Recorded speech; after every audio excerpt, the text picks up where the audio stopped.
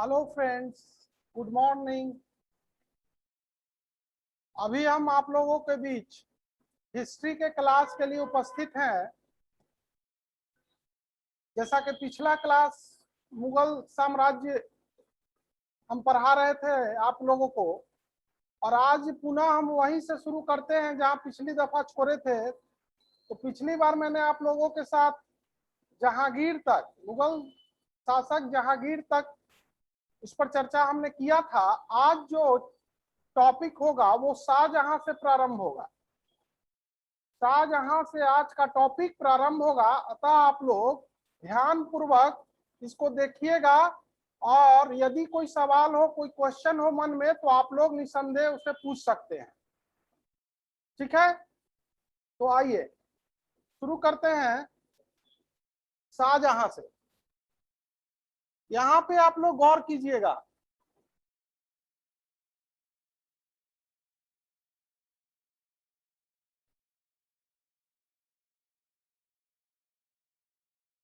शाहजहां, देखिएगा शाहजहां।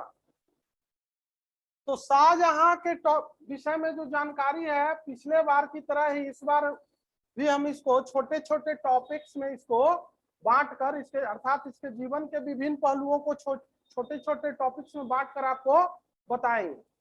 तो सबसे पहले आते हैं शाहजहां का 1627 से 1658।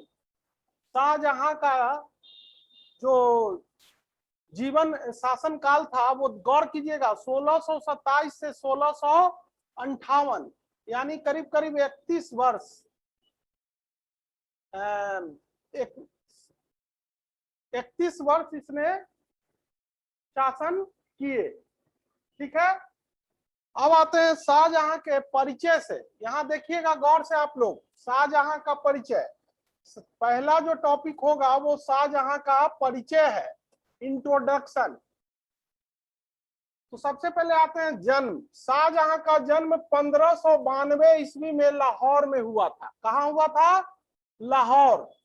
1592 तिथि है, 1592, और स्थान है लाहौर, जहां पे शाहजहां का जन्म हुआ था। इसकी माता का नाम था जगत गोसाई। माता का नाम जगत गोसाई। ये मारवाड़ की राजकुमारी थी, और इसका ब्याह जहांगीर के साथ किया गया था। मैंने पहले भी बताया था कि जहांगीर की शराबखोरी की वजह से जगत गोसाई ने आत्महत्या कर ली थी। आत्महत्या किया गया था जगत गोसाई के द्वारा, और उसी से शाहजहां जन्म लिया था। शाहजहां का प्रारंभिक नाम था खुर्रम। शाहजहां का प्रारंभिक नाम खुर्रम। विवाह, शाहजहां का विवाह अर्जुमंद बानो बेगम। शाहजहां का विवाह जिस महिला से हुआ था उसका नाम है अर्जुमंद बानो बेगम से हुआ था। ये अर्जुमंद बानो बेगम वही महिला है जो नूरजहां का जो भाई आसफ खां था, उसी आसफ खां का पुत्री, यानी ये इसके पिता का नाम था आसफ खां, और उसी आसफ खां की पुत्री थी अर्जुमंद बानो बेगम। समझ? ठीक है, अर्जुमंद बानो बेगम से विवाह हुआ। अर्जुमंद बानो बेगम से शाहजहां को 14 संतान हुए, और कहा जाता है कि प्रसव पीड़ा के कारण ही अर्जुमंद बानो बेगम की मृत्यु हुई। बाद में इनकी मृत्यु के पश्चात अर्जुमंद बानो बेगम को आगरा में दफनाया गया, और आगे चलकर शाहजहां ने उसी आगरा में ही अर्जुमंद बानो बेगम के कब्र पर ताजमहल बनवाया, जो आज भी विश्व के 7 आश्चर्यों में एक आश्चर्य माना जाता है। साथ ही साथ ये एक सम्राट द्वारा अपनी पत्नी के प्रेम में बनाए गए स्मारकों में भी इसका नाम बड़े गर्व से लिया जाता है। ठीक है, अब आते हैं राज्याभिषेक। शाहजहां का राज्याभिषेक 1628 ईस्वी में आगरा में हुआ था। 1628, गौर से देखिएगा आप लोग, 1628 ईस्वी में शाहजहां का राज्याभिषेक आगरा में। ठीक है, अब यहाँ ये जो है, ये इसका इंट्रोडक्शन जो है ये यहाँ खत्म हुआ। यानी शाहजहां के विषय में जो प्रारंभिक जानकारी है वो मैंने आप लोगों को यहाँ बोर्ड पे देखिएगा, यहाँ पे आप लोगों को दिया है, ठीक है। अब आते हैं शाहजहां के जीवन के दूसरे पहलू पर, और वो है कि राज्याभिषेक, यानी कि शासक बनने के उपरांत शाहजहां द्वारा किया गया साम्राज्य विस्तार। अर्थात इसने मुगल साम्राज्य की सीमाओं को विस्तृत करने के लिए कौन कौन से युद्ध लड़े, गौर से देखिएगा। इसके द्वारा लड़ा गया पहला युद्ध था 1633 अहमदनगर का विलय। 1633 अहमदनगर का विलय। अहमदनगर दक्षिण का एक प्रमुख राज्य था, यह भी एक मुस्लिम राज्य था।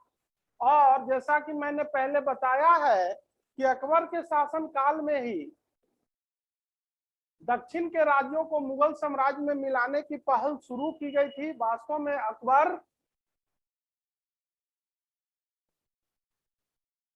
पूरे भारत को एक सूत्र में बांधना चाहता था। जैसा कि मैंने बताया था कि इसके पीछे कुछ आंतरिक और बाह्य दोनों, अर्थात आंतरिक और बाहरी दोनों प्रकार की बाध्यताएं थी, ताकि अकबर पूरे साम्राज्य, पूरे भारतवर्ष को एक सूत्र में बांध सके। बाहरी जो कारण था वो था भारत के समुद्रों में विदेशी शक्तियों की बढ़ती हुई ताकत।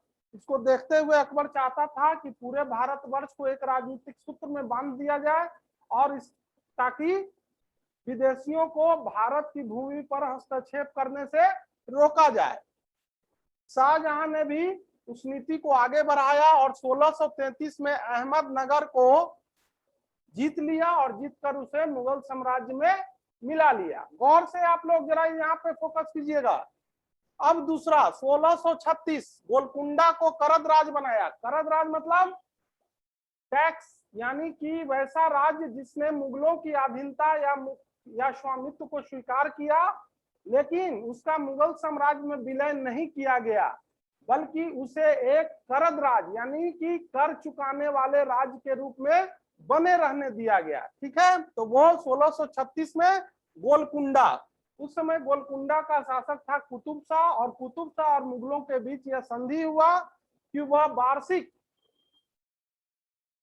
कर की राशि मुगलों को चुकाएगा और साथ ही साथ मुगलों के प्रति अपनी निष्ठा भी वो बनाए रखेगा। ठीक है, यहाँ पे एक चीज आप लोग गौर कीजिएगा, बड़ा ही ऐतिहासिक है वो घटना कि उस समय गोलकुंडा का जो वजीर यानी प्रधानमंत्री था वो मीर जुमला था, उसका नाम था मीर जुमला। और इसी मीर जुमला ने गोलकुंडा अभियान के दौरान शाहजहां को मशहूर प्रसिद्ध कोहिनूर हीरा, जिसका नाम आप लोग सुने होंगे, कोहिनूर हीरा भेंट किया था।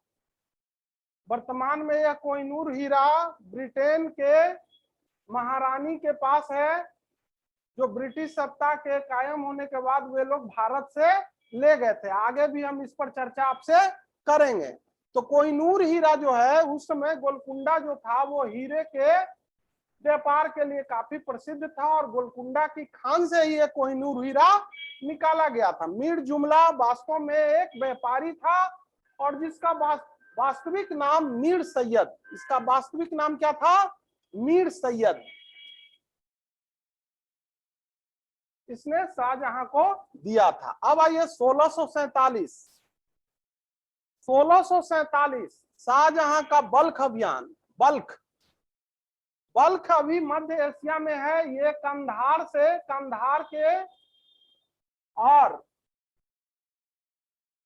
कंधार और मध्य एशिया के बीच यह एक बफर स्टेट, जिसको कहते हैं बफर जोन, इसको कहा जाता था। ये मुगलों और मध्य एशियाई शासकों के बीच एक बफर जोन का काम करता था, क्योंकि मुगलों ने, अकबर के समय में मुगलों ने कंधार तक अपने साम्राज्य को विस्तृत किया था, और कंधार की रक्षा के लिए आवश्यक था कि बल्ख पर मुगलों का आधिपत्य बना रहे। और इसी उद्देश्य से, क्योंकि बीच में कंधार जहांगीर के शासन काल में मुगलों के हाथ से निकल गया था, पुनः शाहजहां ने प्रयास किया कि वो बल्ख को या बल्क पर अपने प्रभाव की स्थापना करेगा। परिणाम स्वरूप उसने बल्क अभियान किए और इस बल्क अभियान का नेतृत्व औरंगजेब कर रहा था, लेकिन दुर्भाग्यवश शाहजहां का यह अभियान असफल होता है और कहा जाता है कि इस अभियान में मुगलों को 40 करोड़ रुपए की हानि होती है। तो इस प्रकार यह मुगलों के लिए बड़ा ही एक निराशाजनक बात थी और शाहजहां के पूरे राजनीतिक जीवन में भी बल्क अभियान को एक बहुत बड़ी राजनीतिक भूल के रूप में भी देखा जाता है। ठीक है, अब आते हैं 1632, हुगली से पुर्तगालियों को बाहर करना। 1632 में शाहजहां ने पुर्तगालियों के खिलाफ अभियान किया और पुर्तगालियों का जो प्रमुख केंद्र पूर्वी भारत में था हुगली, वहां से पुर्तगालियों को निकाल बाहर किया। ठीक है, क्योंकि पुर्तगालियों द्वारा मुगल सत्ता की अवहेलना की जा रही थी और इससे हर शाहजहां क्रोधित हो उठा और उसने पुर्तगालियों को सबक सिखाने का निश्चय किया। ठीक है, अब आते हैं आगे। अब यहाँ पे आप लोग देखिएगा, ये तो था शाहजहां। अब तक मैंने दो बातें शाहजहां के विषय में, दो टॉपिक्स आपको बताए, एक उसका परिचय, दूसरा उसका साम्राज्य विस्तार, और तीसरा जो टॉपिक मैंने बांटा है शाहजहां के शासनकाल का, उसे विद्रोह के तहत, अर्थात शाहजहां के शासन काल में होने वाले प्रमुख विद्रोह। ठीक है, शाहजहां के शासन काल में होने वाले प्रमुख विद्रोह, गौर से देखिएगा आप लोग विद्रोहों को। तो शाहजहां के शासन काल में सबसे पहला विद्रोह जो हुआ वो 1628, कब हुआ? 1628। किसका हुआ? जुझार सिंह। जुझार सिंह एक बुंदेला सरदार था जिसने 1628 में शाहजहां के खिलाफ विद्रोह किया। ठीक है, दूसरा विद्रोह खान-ए-जहां लोदी। खान-ए-जहां लोदी एक अफगान सरदार था, जो शाहजहां के दरबार में अपेक्षित सम्मान न पाने से क्षुब्ध था और मालवा का वो सूबेदार था और उसने शाहजहां के खिलाफ विद्रोह किया। 1628 जुझार सिंह बुंदेला का विद्रोह, 1628 खान-ए-जहां लोदी का विद्रोह। ठीक है, ये विद्रोह दो प्रमुख विद्रोह थे जो शाहजहां के शासनकाल में हुए। अब आइए, शाहजहां के शासनकाल में या शाहजहां के पीरियड में जो सबसे दुखद घटना शाहजहां के लिए हुआ, और वो मुगल साम्राज्य के लिए भी उसे कहा सबसे दुखद पहलू माना जाता है, वो है उत्तराधिकार का युद्ध। उत्तराधिकार का युद्ध अर्थात शाहजहां के पश्चात मुगल वंश का नेतृत्व कौन करेगा, इस बात के लिए शाहजहां के पुत्रों में संघर्ष शुरू हो गया और ये संघर्ष करीब करीब 2 वर्षों तक यह संघर्ष चला और इस संघर्ष के कारण एक तरह से कहिए कि उस समय के प्रजा को, उस समय के शासन व्यवस्था को काफी नुकसान उठाना पड़ा था, क्योंकि मुगलों ने जो शासन आरंभ किया था उसमें उत्तराधिकार के संबंध में कोई निश्चित नियम उन्होंने निर्धारित नहीं किए थे। अर्थात शासक बनने के लिए व्यक्तिगत योग्यता महत्वपूर्ण थी, साथ ही साथ सैनिक योग्यता, अर्थात जो तलवारों के बल पर सत्ता प्राप्त करने का कुवत रखता था वही व्यक्ति अंततः शासक बनता था।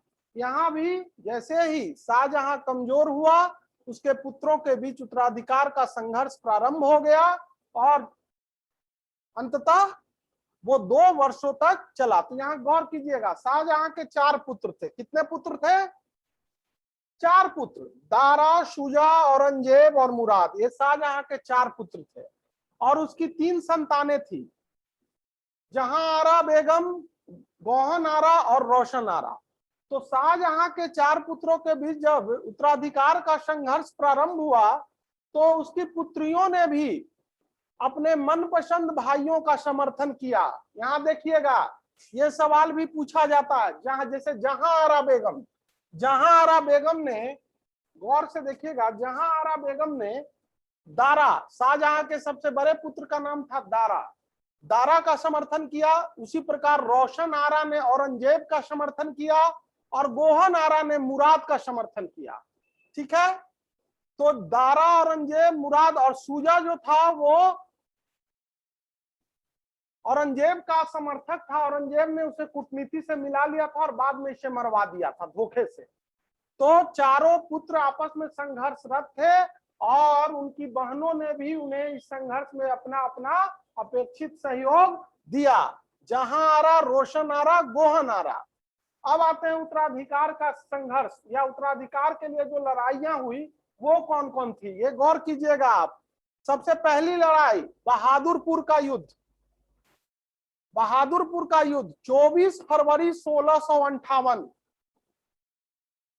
बहादुरपुर का युद्ध गौर कीजिएगा, ये 24 फरवरी 1658 को लड़ा गया दारा और शाह सुजा के बीच। दारा और शाह सुजा के बीच। इस युद्ध में शाह सुजा पराजित होता है, यानी बहादुरपुर के युद्ध में दारा ने शाह सुजा को पराजित किया। दूसरा है धर्मत का युद्ध 25 अप्रैल 1658। देखिएगा गौर से, धर्मत का युद्ध 25 अप्रैल 1658 यह औरंगजेब और दारा के बीच लड़ा गया। इस युद्ध में दारा की पराजय होती है।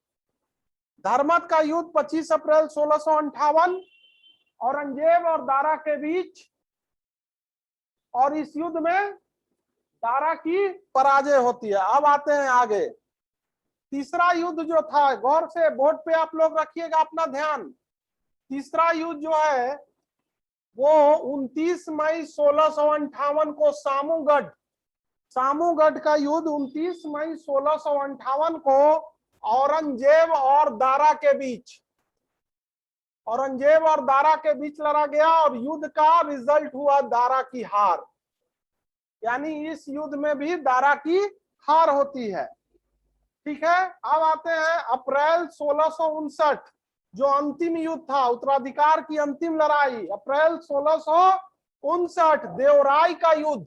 यह अजमेर के निकट देवराई है एक स्थान, और इस युद्ध में भी दारा की हार होती है।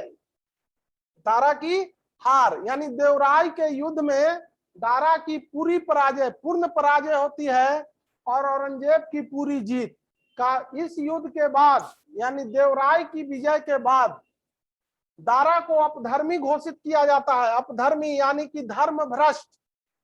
कहा जाता है कि दारा पथ भ्रष्ट, धर्म भ्रष्ट हो चुका है और औरंगजेब के सहायक या समर्थक न्यायाधीशों, मुल्लाओं के एक दल द्वारा दारा को मृत्यु दंड की सजा दी जाती है।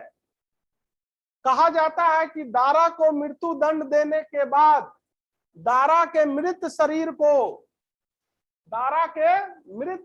को पूरे दिल्ली में घुमाया जाता है और इस घटना को एक विदेशी, दारा के मृत शरीर को पूरे दिल्ली में घुमाया जाता है। इस घटना का साक्षी है बर्नियर। बर्नियर ने कहा है कि जब दिल्ली की सड़कों पर दारा के शव को घुमाया जा रहा था तो दिल्ली की प्रजा काफी विलाप कर रही थी, काफी दुख में डूबी हुई थी, गमों में डूबी हुई थी, क्योंकि उसे लग रहा था कि दारा के रूप में एक जो महान सम्राट उसे प्राप्त होता वो अब नहीं रहा या अब नहीं हो सका ऐसा। यहाँ पे मैं एक बात आपको बता देता हूं कि दारा को लघु अकबर यानी जूनियर अकबर भी कहा गया। कहा जाता है कि दारा अनेक विलक्षण गुणों से परिपूर्ण था। वह एक महान विद्वान था, अनेक भाषाओं का ज्ञाता था और शासन के प्रति उसकी नीति काफी सहिष्णुता की नीति थी। और कहा जाता है कि यदि औरंगजेब के जगह पर वो शासक हुआ होता तो उसने मुगल साम्राज्य को वही मजबूती दिया होता जो दिया होता जो अकबर ने दिया था। तो यहाँ पे मैं आपको फिर आगे आइए, यहाँ पे देखिए 1658 जब औरंगजेब पूरी तरह से अपने भाइयों को पराजित कर देता है, तो अंततः उसने 1658 को अपने पिता शाहजहां को कैद कर आगरा के किले में कैद कर देता है, जहां पर 1666 में उसकी मृत्यु हो जाती है। तो 1658 से लेकर 1666 शाहजहां आगरा के किले में एक कैदी का जीवन व्यतीत करता है, और इस दौरान उसकी पुत्री जहां आरा बेगम जो शाहजहां की पुत्री थी, उसने शाहजहां की सेवा की। ठीक है, तो ये था उत्तराधिकार का युद्ध। अब आते हैं हम लोग इसके बाद शाहजहां के जीवन के अन्य पहलू। गौर से देखिएगा आप लोग, शाहजहां के जीवन के अन्य पहलू। तो शाहजहां के जीवन के अन्य पहलू पर जब हम गौर करेंगे तो आपको यहाँ पर अन्य पहलू इसलिए मेरा कहना है कि इससे आपको यह पता चलेगा कि शाहजहां की धार्मिक नीति कैसी थी, एक शासक के रूप में उसके किस प्रकार के कार्य थे, इन सब बातों की जानकारी यहाँ मैं दूंगा आपको। तो सबसे पहले आइए कि शाहजहां ने क्या किया। तो सिजदा एवं पैबोस, सिजदा एवं पायबोस की समाप्ति।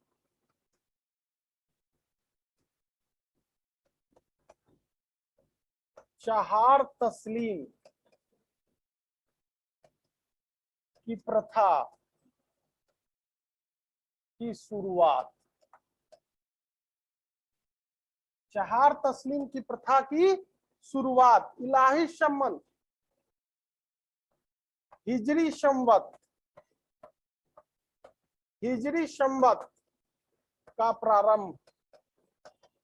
ठीक है, आगे आइए, हिंदुओं पर तीर्थ यात्रा कर लगाया। तीर्थ यात्रा कर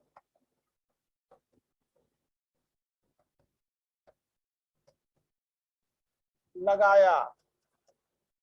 ठीक है, यहाँ गौर कीजिएगा आप लोग, शाहजहां ने सिजदा एवं पायबोस की प्रथा समाप्त कर दी गई। यह प्रथा ईरान के तर्ज पर मुगल बादशाह अकबर द्वारा शुरू किया गया था। उसकी जगह पर उसने चहार तस्लीम की प्रथा की शुरुआत की। दूसरी बात, उसने हिजरी संवत का प्रारंभ किया, जबकि इससे पहले अकबर ने इलाही संवत का प्रारंभ किया था। तीर्थ यात्रा कर, जैसा कि अकबर ने तीर्थ यात्रा कर जो हिंदुओं से लिया जाता था उसे समाप्त कर दिया था, लेकिन शाहजहां ने इसे पुनः प्रारंभ किया। ठीक है, आगे आते हैं। 1633 नवनिर्मित हिंदू मंदिरों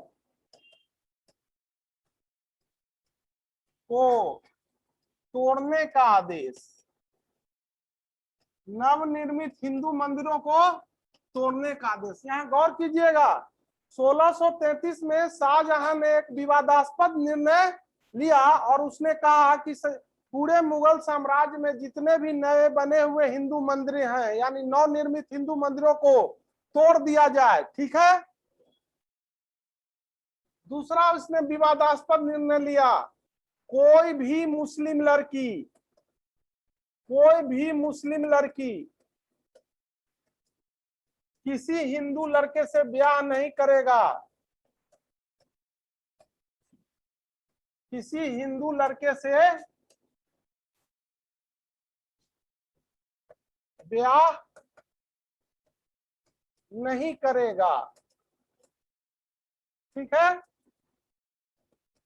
कोई भी मुस्लिम लड़की किसी भी हिंदू लड़के से ब्याह नहीं करेगा। आगे इसने कहा, और एक सबसे बड़ा विवादास्पद फैसला जो इसने लिया था वो ये था कि इसने हिंदुओं को मुसलमान बनाने के लिए एक अलग विभाग की स्थापना की।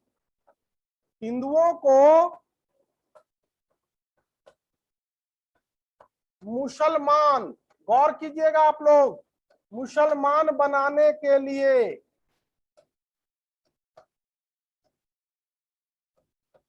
एक अलग विभाग की स्थापना, एक अलग विभाग की स्थापना।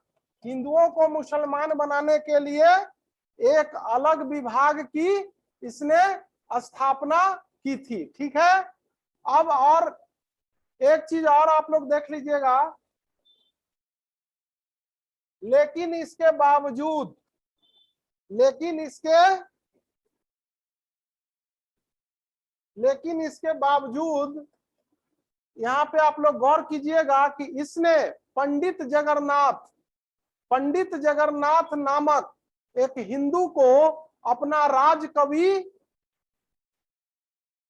पंडित जगन्नाथ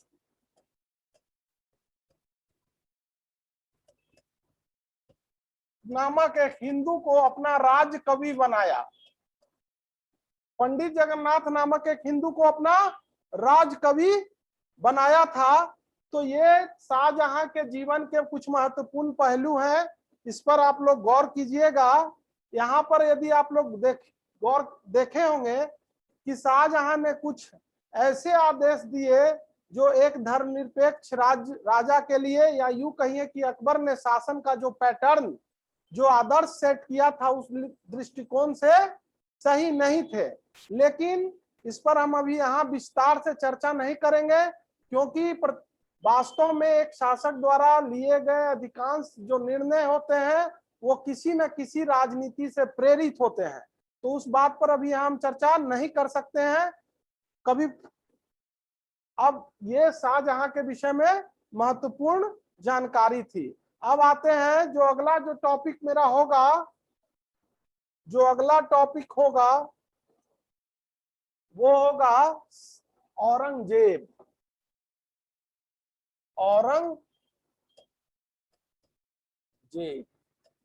देखिए, शाहजहां के बाद जो शासक बना, शाहजहां का पुत्र औरंगजेब, उसके विषय में 1658 से 1707 ईस्वी औरंगजेब।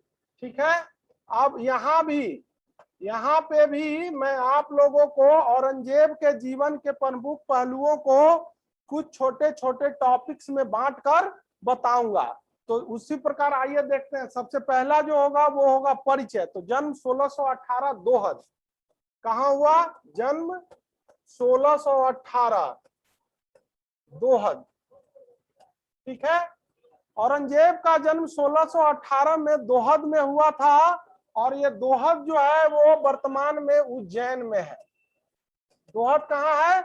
उज्जैन में। माता का नाम था मुमताज, औरंगजेब की माता का नाम मुमताज, जिससे 14 पुत्र जन्म लिए थे, लेकिन मात्र 7 पुत्र ही जीवित रहे, या 7 संतान ही, 14 संतानों में मात्र 7 संतान ही जीवित रहे। पत्नी, औरंगजेब की पत्नी का नाम था दिलरास बेगम। हाँ क्या? दिलरास बेगम, फारस की राजकुमारी। औरंगजेब का शादी विवाह जो हुआ था वो फारस की राजकुमारी दिलरास बेगम से हुआ था। गौर कीजिएगा आप लोग, औरंगजेब का विवाह फारस की राजकुमारी दिलरास बेगम से हुआ था। औरंगजेब का अब आते हैं राज्याभिषेक। तो देखिएगा, दिल्ली सल्तनत में अभी तक में, मुगल वंश में अभी तक में औरंगजेब ही पहला शासक था जिसका 2 बार राज्याभिषेक हुआ। पहला 31 जुलाई 1658 आगरा, औरंगजेब का पहला राज्याभिषेक 31 जुलाई 1658 आगरा। ठीक है। कहाँ हुआ? आगरा। औरंगजेब का पहला राज्याभिषेक 31 जुलाई 1658 आगरा, दूसरा 5 जून 1659, दूसरा 5 जून 1659 दिल्ली। यहां पर एक बात मैं आप लोगों को और बताता हूं, शाहजहां पहला मुगल शासक था जिसने अपनी राजधानी आगरा से दिल्ली हस्तांतरित किया था और वहां पे शाहजहानाबाद नामक एक नए नगर की स्थापना की थी। तो ये बात आप लोग याद रखिएगा कि आगरा से दिल्ली राजधानी हस्तांतरित करने वाले मुगल बादशाह का नाम है शाहजहां। अब आइए यहाँ पे, तो औरंगजेब का पहला राज्याभिषेक 31 जुलाई 1658 आगरा में, दूसरा राज्याभिषेक 5 जून 1659 दिल्ली। ठीक है, आप लोग ये देख लीजिए क्योंकि अब हम आगे बढ़ते हैं। ठीक है,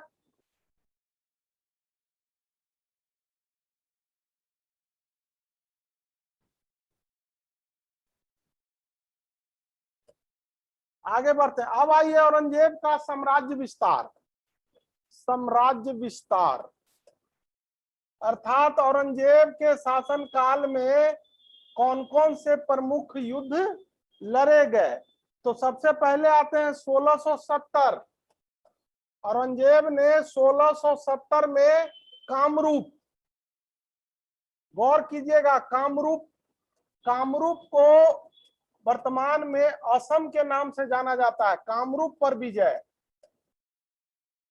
1670 में औरंगजेब ने कामरूप पर विजय किया और उसे मुगल साम्राज्य में मिला लिया। ठीक है, 1686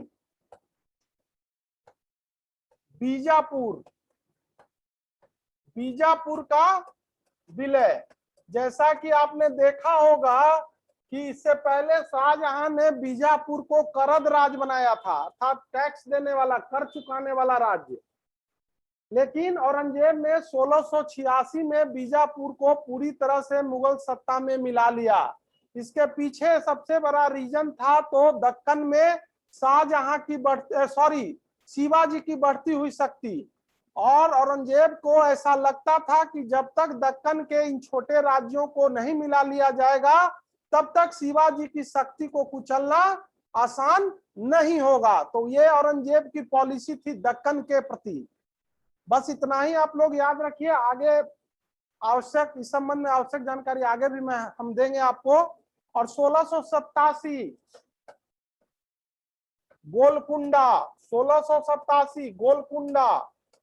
गोलकुंडा का विलय। ठीक है, तो 1687 में गोलकुंडा का विलय, यानी कि 1686 बीजापुर, 1687 गोलकुंडा, ये औरंगजेब के शासनकाल की प्रमुख विजय अभियान थी। और इस प्रकार औरंगजेब के शासनकाल में मुगलों की सत्ता उत्तर दक्षिण पूर्व में कामरूप तक, पश्चिम में कंधार तक, काबुल तक, और दक्षिण में भी उसने दक्षिण के प्रमुख राज्यों को मुगल सल्तनत में मिला लिया था। ठीक है, अब आते हैं,